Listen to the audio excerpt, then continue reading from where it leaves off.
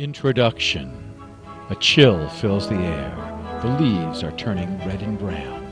The season of the harvest is here. Colored corn, squash, and pumpkins abound. Blueyes and Junior Rocket love big, fat pumpkins. They carve faces into them and light up their eyes, nose, and mouth with candles to make jack-o'-lanterns. To make a jack-o'-lantern, you draw the face first. Then you slice into the top of the pumpkin and pop off the hat. It's really gross to reach in and pull out the orange goo and pumpkin seeds. But the seeds cook up for a great snack, and the orange goo makes great pumpkin pie. After they clean out the goo, Blueyes and Junior Rocket carve up the eyes, nose, and mouth. Jack-o'-lanterns come in many different shapes and sizes. Some have smiling faces, some funny faces. But remember, it's Halloween, and many will have scary faces. Artists love to carve stars, moons, and even flying witches into pumpkins. Some of the coolest jack-o'-lanterns have the scariest pumpkin faces. Chapter 1. Halloween Remembered. Blueyes and Junior Rocket love to party and dress up on Halloween. Time for imagination. Who will they be this year? The big parade runs down the middle of town. Everyone dresses up in costumes of all shapes and sizes. Some characters dress up as grapes. Others dress up as superheroes. Some dress up as an animal. You may have to fight an alligator or a tiger. Aunt Birdie loved to dress up in beautiful Chinese costumes. Junior Rocket won the parade.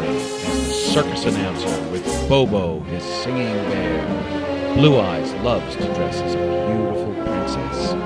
When the sun goes down, we all wear glow jewelry. Chapter 2. Captured. Blueyes and Junior Rocket were hunting pumpkins under the full moon when the world started spinning.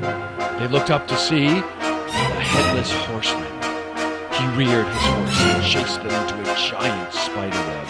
And everything went black. Blueyes opened her eyes. A head peered down at her. She screamed. She saw Junior Rocket. His head just lay on the table. He didn't have any arms or legs. His body was gone. Blueyes struggled to move but couldn't. Her body was also missing. Then she remembered. It's Halloween. Father had told them stories once. When he was playing a great chef, he had a rumble with a young scientist and his friend. They liked to experiment, switching people's heads and animals' bodies. She wondered if they were behind this. Chapter 3. Dr. Head's Halloween. Ha ha! I have you now, Adventure Team. Igor, my laboratory assistant, like to experiment by trading heads with different bodies. I love a good skeleton, while Igor enjoys trying on different heads. My first creation was a pirate. He was a fierce, remote-controlled warrior. Then we were off on safari to capture a Tyrannosaurus Rex. He was gigantic and towered above us. But by the end of the day, the Tyrannosaurus Rex was my pet. I named him Mordo, and he taught me to roar. Igor and I brought him home, but Mom said he was too big for the house, and he had to let him go.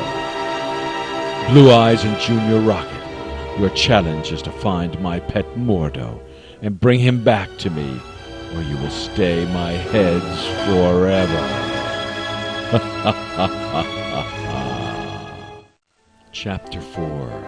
Which way do we go? The adventure team set off on the challenge. Blueyes asked everyone about Mordo.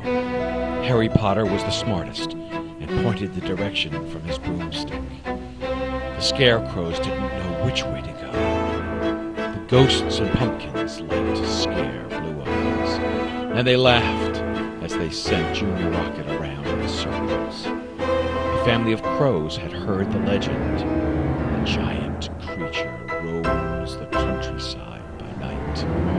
But crows slept at night and had not seen him. Junior Rocket asked a pair of witches. The team was invited to question the Halloween Council. On Halloween, the council was bound by law to tell the truth. But the team could only ask one question. Where do we find Mordo? Only one knows where Mordo lives. A wise old ghoul. Chapter 5. Beyond the Gate. The wise old ghoul's castle was protected by a giant gate and guarded by the skeleton general and his dangerous pet. The general commanded an army of ghosts who patrolled the walled castle grounds. The gate was 20 feet tall. The general and his pet looked meaner than the witches had foretold. Junior Rocket peered past the gate. He could see in the distance, around the cornstalks, sat the wise old ghoul. Halloween night, and security was tight. Ghosts patrolled everywhere. Blueyes and Junior Rocket climbed the gate, played a dangerous game of hide-and-go-seek past the general's pet, and ran around the army of ghosts. They ran from one cornstalk to another, making their way closer. They turned the corner and came face to skull with... Chapter 6. The Wise Old Ghoul. Junior Rocket and Blueyes climbed the gate and turned the corner on the last cornstalk. They were face to skull with the wise old ghoul. The old ghoul spoke to Blueyes first. She was not happy with the stories he was telling. She started to leave when he began to tell her about the future. To find Mordo, the adventure team would go on a long and dark journey, traveling into the Netherlands, passing through many villages, and testing their courage. Blueyes thanked him with a kiss. He was as cold as ice. The old ghoul came right to the point with Junior Rocket. Time was running out. If the team wanted to save their bodies, they would need to be on their way. The wise old ghoul told Junior Rocket of treachery in the final journey into the dungeon of Dr. Head's Castle of Horrors. Chapter 7. Into the Netherlands. The night was on fire. The harvest moon peered over burning fields. The old ghoul spoke of the journey into the Netherlands, a land terrorized by skeletons and giant snakes. Luck was with them. Tonight, a farmer was traveling the road between the woods. Skeletons dotted the landscape. Goblins, ghosts, and creatures of the night searched the land for more. Junior Rocket and Blueyes hid in the back of the wagon and kept very quiet as they rolled past giant ghost castles. Up ahead they spied a commanding presence reflected against the building. White teeth glistened in the lightning. They had found him at last. Mordo. Dr. Head said he was huge, but Mordo was towering. Junior Rocket told Mordo that Dr. Head and Igor wanted him to come home. Mordo gave a roar of excitement. He couldn't wait to see his old friends. Chapter 8. The Final Destination. Blueyes and Junior Rocket returned to Dr. Head's castle with Mordo. The guard beckoned to follow, but the dungeon was so scary that Blueyes didn't want to go in. Dr. Head's dungeon held extra arms, legs, and heads, spare body parts for his experiments. Monsters lurked everywhere, creatures with animal heads and human bodies hid in the shadows. Dr. Head's skeletons were stacked in coffins in every corner, while bodies flew overhead. Blueyes and Junior Rocket entered a tunnel when that strange feeling came over them again. Everything began to swirl around them, and then went black. The team awoke to find that Igor had taken their bodies again. They were back in Dr. Head's laboratory. Blue Eyes screamed. She didn't like being ahead, and this was the second time. Dr. Head, Junior Rocket said, "We've searched many lands and returned with the moon." Dr. Head demanded proof that it was Mordo. Mordo went over and scratched his old friend's nose, just like in days of old. "Mordo, you have such a ticklish touch." Dr. Head was so happy to see his old friend. Epilogue. Dr. Head ordered the Headless Horseman to capture the adventure team. Igor, his laboratory assistant, turned them into heads.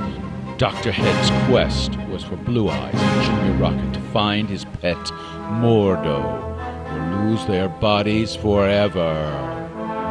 The adventure team searched for the wise old ghoul. He told them they needed to journey deep into the Netherlands to find the dangerous Moor.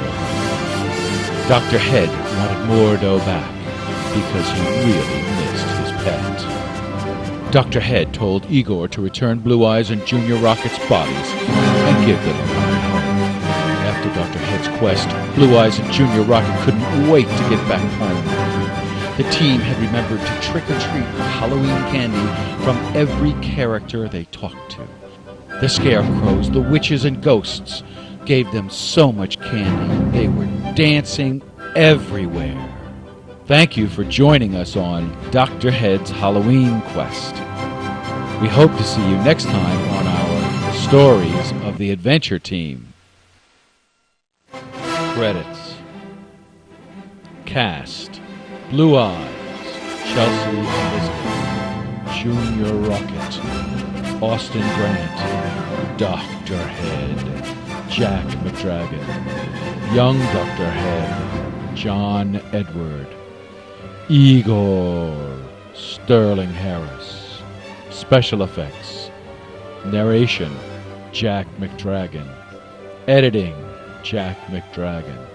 Layering, Jack McDragon. Story by John E. McAuliffe III. Movie production by John E. McAuliffe III. All rights reserved. 2006. John E. McAuliffe III and McDragon Production.